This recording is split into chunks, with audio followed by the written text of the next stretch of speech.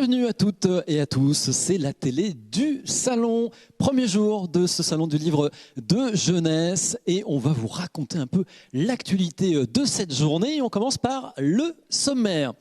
Par quelle magie se retrouve-t-on avec un livre entre les mains? Reportage sur la chaîne du livre. Premier maillon de cette chaîne, c'est l'auteur. On rencontrera l'autrice Sandrine Bonini. À ne pas manquer, c'est en plein air à Montreuil, l'exposition La tête dans les images, 12 illustrateurs et illustratrices, 44 images associées. On va découvrir le travail de l'une de ces artistes. Et sur notre plateau, des invités, l'autrice Valentine Gobi, merci d'être là avec nous.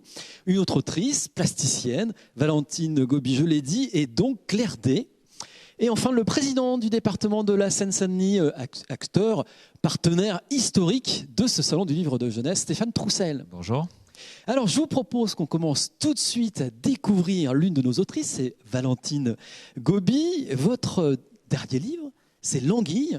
L'Anguille, c'est une très belle histoire. J'ai envie de dire, c'est une histoire sur la différence, la tolérance. Racontez-nous un peu L'Anguille. Alors, L'Anguille, c'est l'histoire d'une jeune fille qui s'appelle Camille, qui a 11 ans et demi et qui est née sans bras. Alors, elle a un drôle de corps, une silhouette étrange, un peu bizarre, mais qu'on connaît assez bien dans le village où elle a grandi, dans la classe où elle a l'habitude d'aller, parce qu'on ne l'a jamais vue autrement. Il y a des gens qui ont la peau noire, il y a des gens qui ont les dents de la chance, il y a des gens qui ont les cheveux blonds, puis il y a des gens qui n'ont pas de bras, et elle est comme ça. Et puis elle déménage un jour et elle se retrouve dans une grande ville et dans une classe où on n'a jamais vu quelqu'un comme elle. Et elle doit affronter pour la première fois des regards curieux, pas forcément malveillants, mais qui peuvent être un peu moqueurs, et puis qui lui montrent clairement qu'elle est quelqu'un qui est à part. Alors on pourrait se dire, on est tous uniques, on est tous différents, mais il y a des moments où on le sent plus que d'autres. Et elle va prendre vraiment conscience de son caractère très spécial. Il y a un autre personnage dans cette classe qui s'appelle Alice. C'est un garçon. Il a 13 ans presque et il est obèse. Alors lui, il a un handicap qui n'est pas tout à fait comparable à celui de Camille parce qu'il lui manque rien. Lui, il a du gras en trop et il a un petit peu honte évidemment de ce corps. Et en plus, il a une passion inavouable qui est la couture. Voilà deux êtres un peu différents de ce qu'on attend habituellement d'une jeune fille et d'un jeune homme de cet âge-là. Et n'est pas forcément handicapé celui qu'on croit. Pas le plus handicapé celui qu'on croit. Leur rencontre, en fait, va révéler chez l'un et chez l'autre des trésors d'imagination. C'est une amitié hors norme. C'est magique parce que c'est une histoire de tous les jours dans les classes, dans les cours de récré. Ça se passe évidemment, oui, c'est ça, dans une classe qui est un milieu assez génial pour parler de la différence, parce que ça fait 30 petits corps et personnalités différentes qui se confrontent, qui s'affrontent, qui se découvrent, qui cherchent à se tester, à se comprendre. Et c'est une grande aventure que celle d'essayer d'aller vers celui qui n'est pas comme nous. C'est un peu l'histoire de ce roman, puisqu'on va découvrir que ces deux personnages... Dites pas tout, racontez pas tout, ils vont le lire. Non, j'allais pas donner la réponse. On va découvrir qu'ils ont en eux des tas de surprises, des tas d'atouts, des tas de talents qui sont beaucoup plus que étonnants, des vrais facteurs d'admiration. Alors vous écrivez beaucoup, et vous écrivez pour les adultes, pour les enfants. J'ai envie de demander, mais comment on écrit pour les enfants? Est-ce qu'on se remet dans la posture antérieure quand on était tout petit? Comment on écrit, comment on trouve les mots? C'est un peu un voyage dans le temps et un voyage en soi, c'est vrai. Ça n'est pas si simple, parce que quand j'écris comme autrice adulte, finalement, je suis dans un environnement qui est naturellement le mien. Et lorsque j'écris pour les plus jeunes, je dois aller extirper de moi, c'est la petite fille que j'ai été. Alors, je ne peux pas me départir de l'adulte que je suis, je la regarde. Je ne suis pas la petite fille, je suis l'adulte qui regarde la petite fille. La grande chance que j'ai, c'est que je fréquente beaucoup la jeunesse et que j'ai été prof longtemps au collège et que donc cet âge-là m'est assez familier. Mais ce qui est passionnant, c'est justement de se défaire de son expérience, de son savoir d'adulte pour essayer de revenir à un regard frais et immédiat qui est celui de l'enfant. Qui n'a, j'ai envie de dire, pas peur du réel.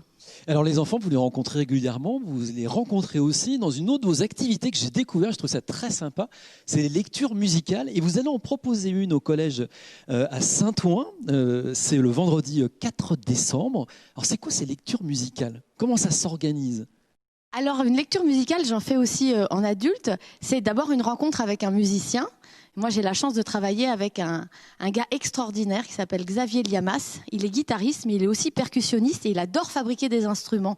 Donc, il a des tas d'accessoires et de gadgets qui permettent de raconter une histoire, mais autrement qu'avec des mots, avec des sons, avec des ambiances sonores et puis aussi des mélodies. On a inséré, par exemple, aussi des chansons dans la lecture musicale qui permettent de créer des ambiances un peu différentes de celles de la lecture intime dans sa bulle quand on lit tout seul dans son lit. Et là, on a une lecture de Langui qui dure à peu près 45 minutes, qui reprend, on va dire, la première moitié du livre, mais en tout petits extraits, parce que finalement, il y a une vingtaine de pages simplement sur les 120 du livre qui vont être lus et qui sont donc accompagnés, déformés, transformés par la musique. Bon, le 4 décembre. Alors, c'est un journal télévisé spécial autrice pour ce salon du livre de jeunesse. Je propose d'en découvrir une autre. Elle nous parle de son métier. C'est un reportage pour comprendre par quelle magie on se retrouve un jour avec un livre entre les mains. C'est notre chaîne du livre. Évidemment, au début, ça départ toujours par des histoires qu'on raconte et qu'on couche sur le papier.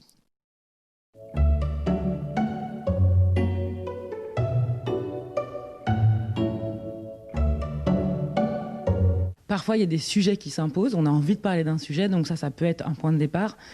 Parfois, ça va plutôt être un personnage qui va peut-être provenir d'une rencontre ou de quelqu'un qu'on a observé, un personnage qu'on a envie d'écrire.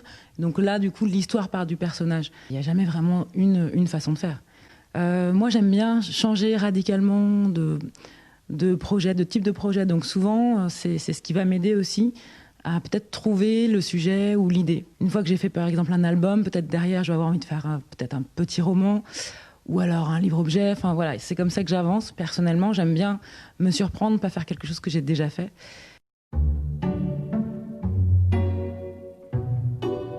C'est très rare qu'un projet soit publié tel quel, c'est-à-dire qu'il soit présenté, terminé et que l'éditeur choisisse de le publier. Ça peut arriver, mais c'est assez rare et c'est vrai que moi je préfère que l'éditeur rencontre le projet, donc souvent c'est une étape qui est un peu embryonnaire, quoi. Ça peut être quelques dessins ou une idée, ça peut vraiment être assez varié, quoi. Ça peut être quelque chose de déjà un peu abouti ou quelque chose de complètement d'à peine esquissé. Et déjà voilà, l'éditeur il va rencontrer le projet, il va donner son avis. Et puis si lui ou elle est embarqué, bah là, c'est là que l'aventure elle commence vraiment. À partir de là, il y a un jeu d'aller-retour, il y a un vrai va-et-vient.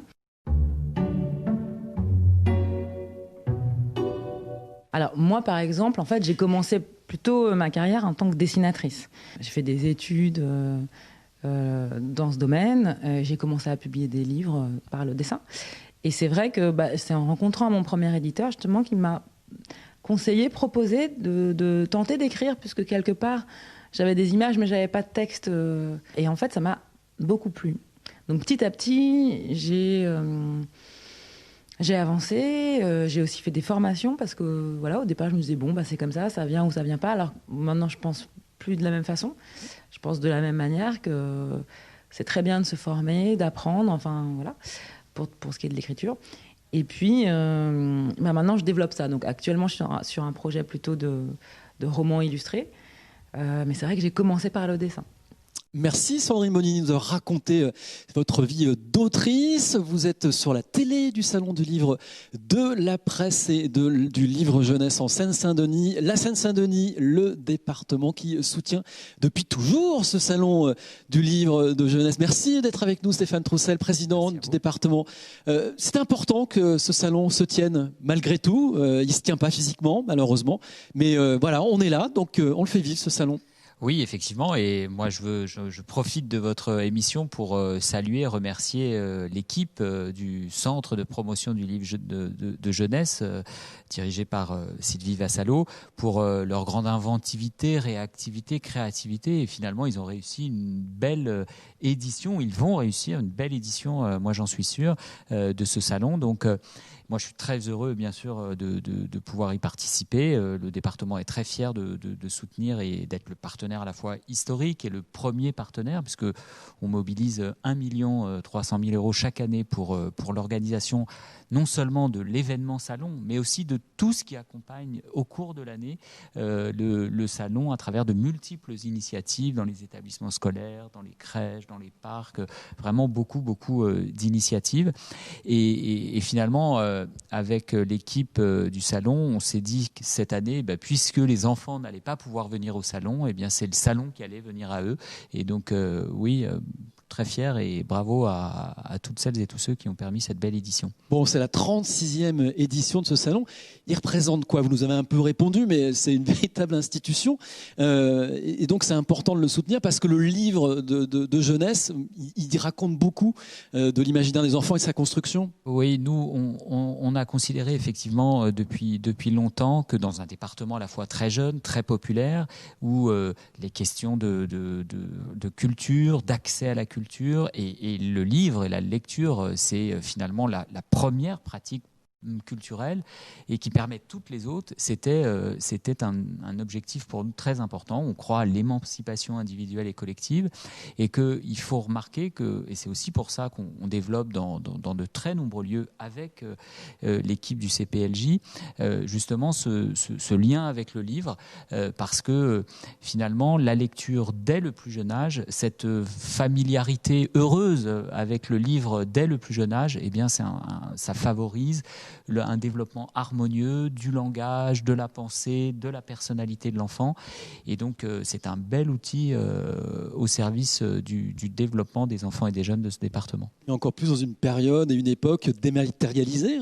L'objet, livre, il est important. Oui, et puis justement, cette question du numérique, elle percute bien évidemment le rapport au livre. Et justement, l'équipe du CPLJ a aussi beaucoup innové comment on pouvait passer de l'un à l'autre, comment on pouvait passer ce rapport très familier des enfants dès le plus jeune âge à l'écran, comment grâce aux écrans on peut aussi les ramener vers le livre. Et donc bien évidemment c'est un sujet sur lequel ils ont aussi déjà beaucoup travaillé. Alors comme les enfants sont malheureusement privés de cette rencontre physique avec les auteurs, avec le livre, le département offre des livres à 25 000 collégiens, collégiennes, enfants du département. Oui, parmi l'ensemble des actions, il y a cette belle action qu'a imaginée donc le CPLJ, une histoire pour toi, avec l'idée que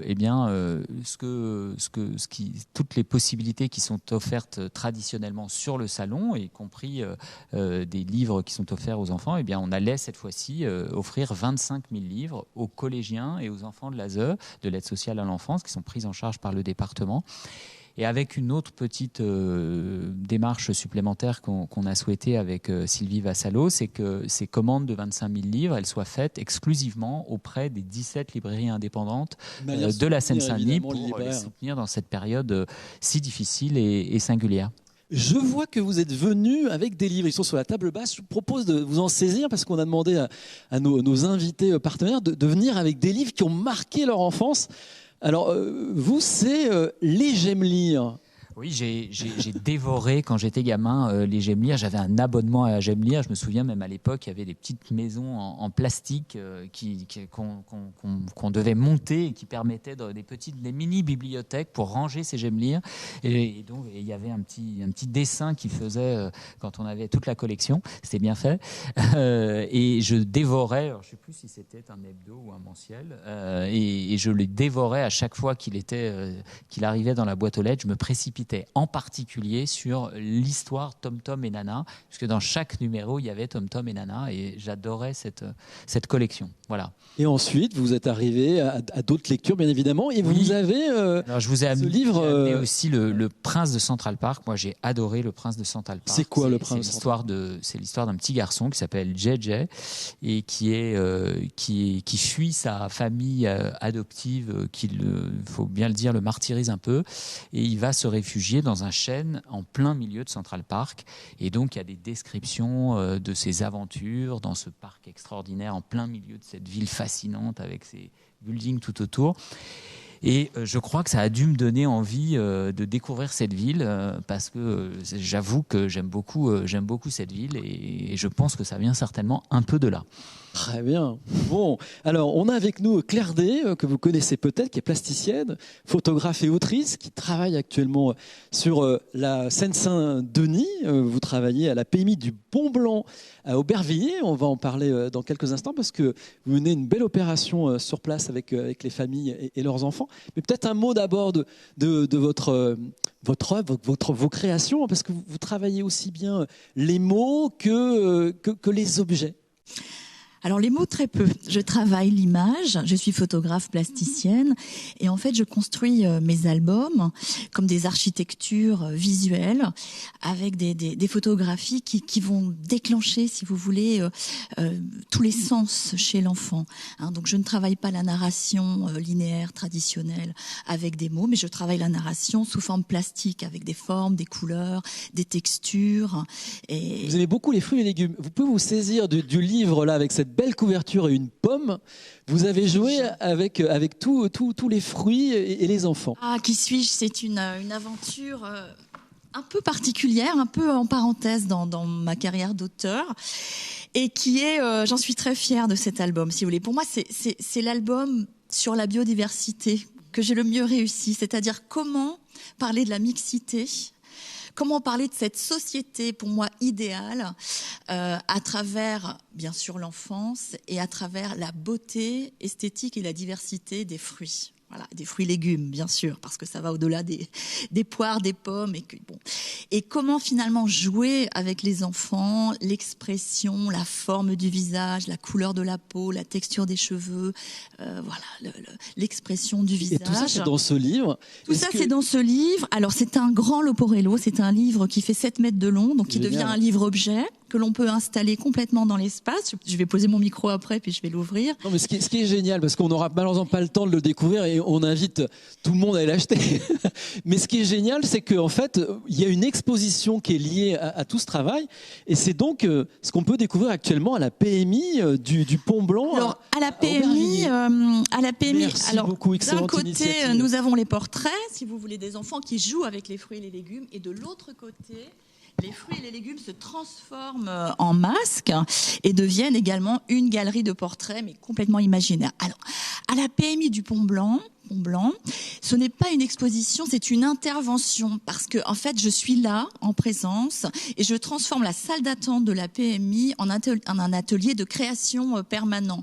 Et le but, c'est vraiment de créer un dialogue sensible, un dialogue des sensibles, du sensible entre le bébé, le tout petit enfant et le parent, à travers la découverte, bien sûr, de mes œuvres visuelles, mais également de tout un tas de matériaux, de textures, de papier, qui va les amener petit à petit à une pratique artistique et à rentrer sur ce chemin de l'art. Il faut commencer tout petit, le plus petit possible. Alors, ça va vous plaire parce qu'on va regarder un reportage justement où on amène l'art au plus près des enfants. Il y a une exposition actuellement à Montreuil, c'est la tête dans les images, une belle exposition avec les illustratrices partenaires de ce salon du livre jeunesse. Regardez, on vous raconte l'histoire de l'illustration, c'est proposé par Lucie Cauve et elle nous raconte l'œuvre de Bernadette Gervais.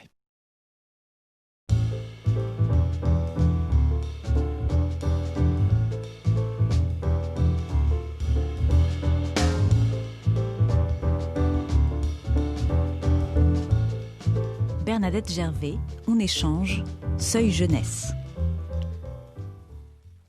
Un papier mat, un fond de couleurs vives et des images qui vont deux par deux. Sauf qu'il y a à chaque fois quelque chose qui cloche, quelque chose qui étonne, qui fait sourire ou carrément rire. Regardez bien l'éléphant et l'arrosoir. Ils sont placés dans le même sens, tournés vers la droite de la page. Peut-être irait-il vers la gauche, si l'album dont ils sont extraits paraissait dans un pays où on lit les livres dans l'autre sens. Mais surtout, l'éléphant et l'arrosoir ont procédé à un échange. La trompe du premier se retrouve à la place du bec de l'arrosoir, et ce dernier s'est glissé entre les défenses du pachyderme. Et cela, alors que le texte en légende de l'image ne semble pas s'en apercevoir. Il est bien écrit un éléphant et un arrosoir. À moins que tout ne soit dans le 1.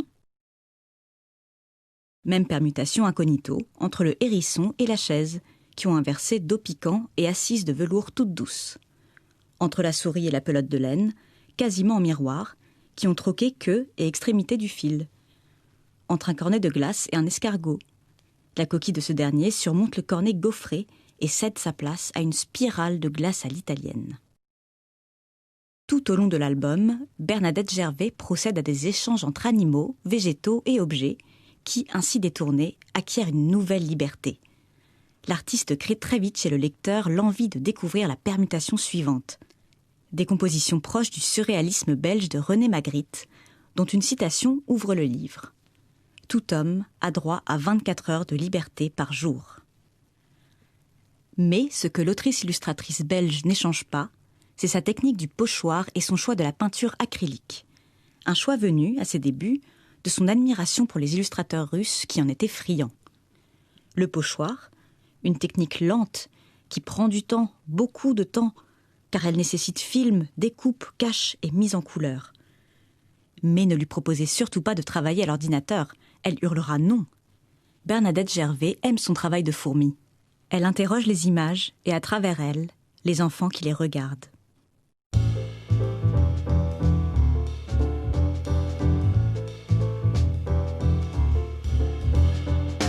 Et toi, t'as la tête où ? Dans les nuages ou dans les images ?